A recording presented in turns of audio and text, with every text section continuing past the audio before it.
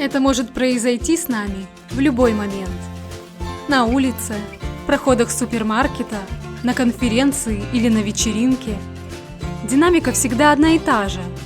Мы замечаем кого-то, знакомимся с ним, и нам уже кажется, что это именно тот человек, которого мы всегда искали. Это безумие пробудилось в нас примерно с нашей ранней юности и продолжается даже сейчас, когда мы стали более зрелыми и опытными. Все начинается с маленьких деталей, которые особенно привлекают нас. Запястье, шея, щиколотки или как-то по-особенному надетые джинсы. Но внезапно все эти детали воплощаются в какой-то цельной личности, с которой мы можем представить годы нашей совместной жизни, полной взаимной любви, нежности и смеха. Мы уверены, что этот особенный человек поймет нашу душу и будет игнорировать некоторые наши недостатки.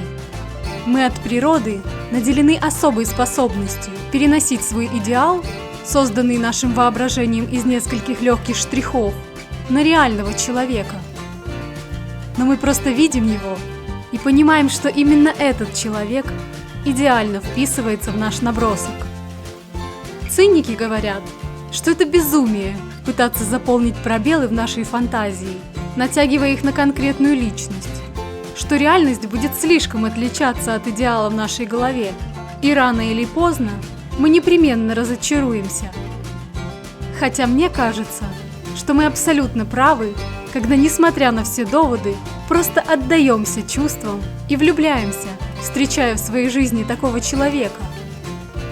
И не важно, что на самом деле такие милые нам черты могут принадлежать какому-то мизантропу, скептику, немного грубому или пошловатому человеку, а может быть, у него окажется странный юмор, который будет сложно понять окружающим. Не стоит думать, что раз мы встретили свой идеал, то он будет идеален для нас во всем. Чтобы не разочароваться в любви, нам нужно выйти за рамки своей ограниченности и понять, что люди разносторонние, и нам не хватит даже целой жизни, чтобы во всем их понять. Ведь мы не просто шея, запястье или по-особенному надетые джинсы. Мы все люди со своими характерами, темпераментами и стремлениями. Каждый человек уникален, а наша природа такова, что мы все сумасшедшие, и порой окружающим бывает с нами очень трудно, а иногда и вообще невозможно ужиться. Лишь время покажет, достаточно ли хорошо этот человек вписался в наш идеальный образ. Проблема в том, что жизнь потрепала нас всех.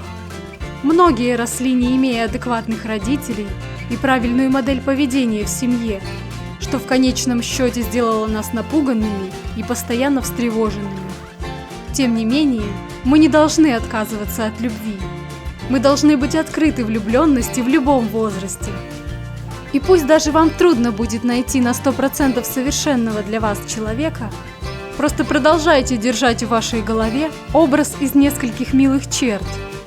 И верьте, что этого будет достаточно, чтобы встретить того, кто на самом деле нужен вам.